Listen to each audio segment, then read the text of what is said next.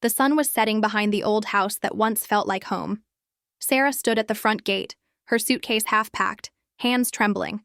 Her mother's voice still echoed in her head. "You have 24 hours to get your stuff out, Sara. Your brother owns that house now." It didn't make sense. That house wasn't just bricks and paint. It was her childhood, her dreams, her father's laughter. But now it belonged to Rayan, her younger brother, the golden child who could do no wrong. Sara had spent years working abroad, sending money home every month. She had trusted her parents completely. Every rupee she sent, she believed, was building her future. Her share in that house, her security. But when her father passed away suddenly, everything changed. At the reading of the will, the lawyer's words sliced through her like a knife. Mr. Ahmed Khan leaves his house entirely to his son, Rayan Khan. Sara's jaw dropped. How is that possible? I paid for half of it. The renovations, the loan, everything. Her mother didn't meet her eyes. Your father thought it was best this way. You'll understand someday. Understand?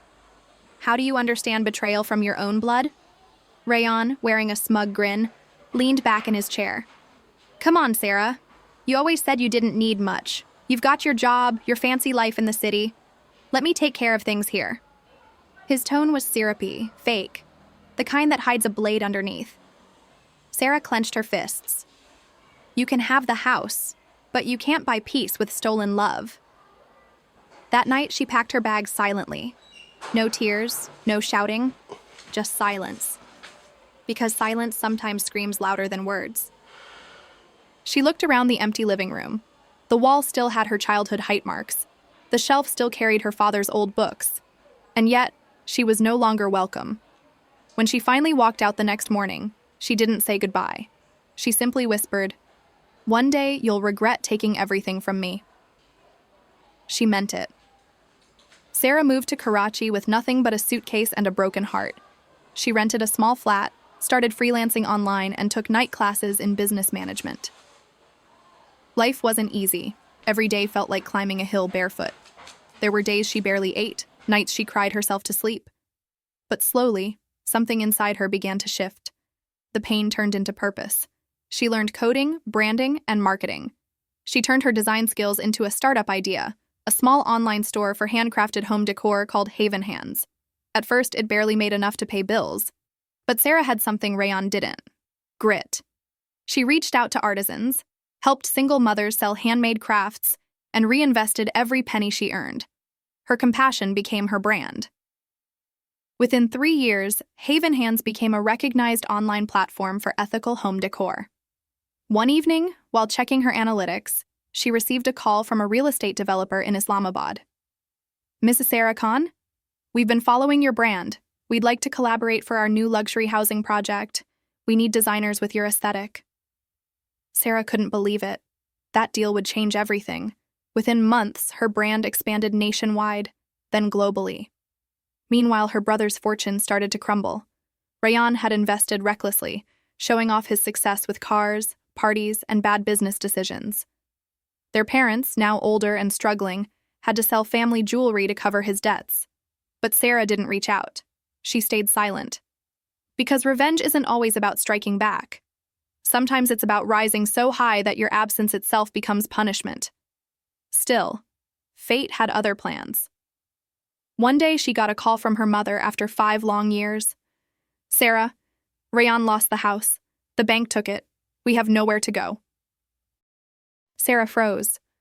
The house she was thrown out of. Gone. The brother who mocked her. Broken. The parents who betrayed her. Desperate. Part of her wanted to hang up. Another part, the one that still remembered her father's laughter, told her to listen. "We're sorry, Beta. We should never have done that to you. Please, can we meet?" Sara agreed to meet them, but not out of pity. Out of closure. A week later, Sara arrived back in her hometown, not in a taxi, but in a black luxury SUV with her brand logo on the side. The same street that once whispered behind her back now stared in awe. The same relatives who once pitied her now tried to greet her like old friends. Her parents were waiting in a small rented flat nearby. Her mother's eyes filled with tears the moment Sara entered. We made a mistake, Beta. We were blind. Sara nodded quietly. I know. Then Rayan walked in. Thinner, unshaven, the arrogance gone. Sara, I don't expect forgiveness. I lost everything. I don't even know who I am anymore. For a long moment, she said nothing. Then she pulled a document from her bag. I bought back our old house from the bank yesterday, she said calmly. Their jaws dropped. You bought it? Rayan stammered. Sara nodded. Yes. It's under my name now.